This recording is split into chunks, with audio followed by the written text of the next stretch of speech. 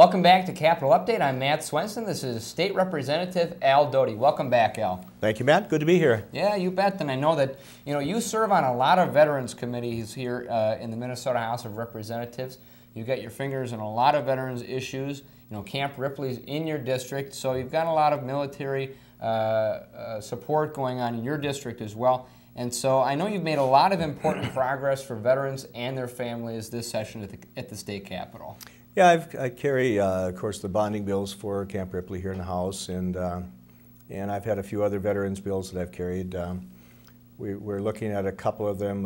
One's moving right now. It's in Ways and Means. As we speak here, it'll be on the House floor, I think probably as early as next week. It's an omnibus ag and veterans bill, but there's a couple of my bills rolled into that one, and one of them would extend survivors' benefits. You watch the news every once in a while, somebody's not so lucky over in Iraq or Afghanistan, and all of our folks don't come back. And so we're looking at extending benefits that actually started back in World War II for education benefits for survivors. And we've extended those to spouses and children and stepchildren now in this bill of deceased veterans. And basically what it would do is give them tuition at a Minnesota college or university, and there's also, I believe it's $750 stipend. It's certainly not much in light of the sacrifice that's been made, but it's a start, and it shows that that we're trying to do something for these families. And so my bill clarifies and extends the time period when somebody's qualified to be a Minnesota resident for that. We've worked on several other things for vets as we go, but the emphasis is always making the reintegration easier, making the transition to civilian life better. I also have one that I've chief authored here based on just a discussion we had with the Military Action Group a few weeks ago.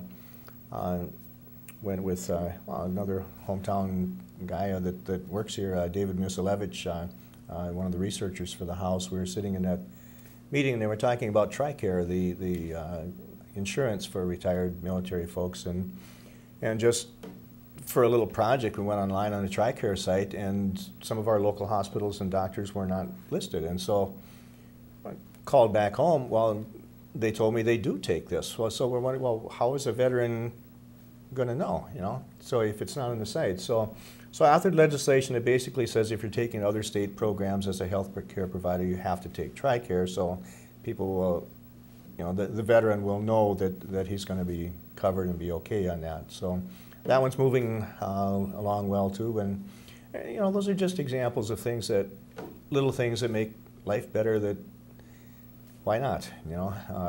It isn't that anything is free, but these aren't big cost items at all, and they're things that will gain a great deal. If a vet is sitting there with coverage and doesn't know it, not going to do them a lot of good. And so we're going to try to move that bill this year yet, and just to make it easier for that transition. And sounds like a couple of real common sense ideas, and I know that's something you focus on a lot here at the state legislature, is finding common sense solutions to real problems that are happening here in the state. And I think that that's an important thing to bring up, is that you did that again for Green Acres this session to make things just a little easier for folks back home. Yeah, I was co-author with Representative Jackson, who has the eastern part of Morrison County, on a bill to extend the deadline.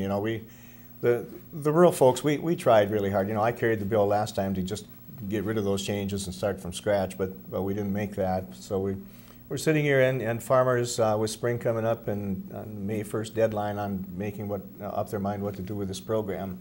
Seemed like it was a little bit too much all at once at the wrong time of year for farmers, and so this legislation that we just got through here last week is going to extend that deadline into August now. So they'll have the summer and kind of the in-between season after the crops are in and before they're ready to harvest to think about that and make a more sensible decision down the road. And it'll also take some of the pressure off the county assessor's offices and give them time to make sure everybody's on the right page and understand what's going on. So I wish we'd have done all these things right away at the start so that people didn't get these nasty surprises and have to put things off. But things happen down here. But like you said, we're trying to put a little more common sense into it and make things work for folks. So I think that'll help. And I think that's why it's important to remind folks that you need to hear from them about all of these issues. I do. And you encourage phone calls, letters, emails. Absolutely. We live in a vacuum down here if people don't tell us what's going on. But what I always tell people is if you've talked to me, now I have your story in the back of my mind when I'm talking about an issue. And so I'm seeing it from your standpoint. Mm-hmm. And that's just critical. So yeah, if you have an issue, if you have a suggestion, by all means, get a hold of us. You're not interrupting anything, you're helping me out. So please keep doing that. Well, thank you very much, Representative Doty, for coming into the studio today. Thanks for tuning in at home. We'll see you next time on Legislative Update.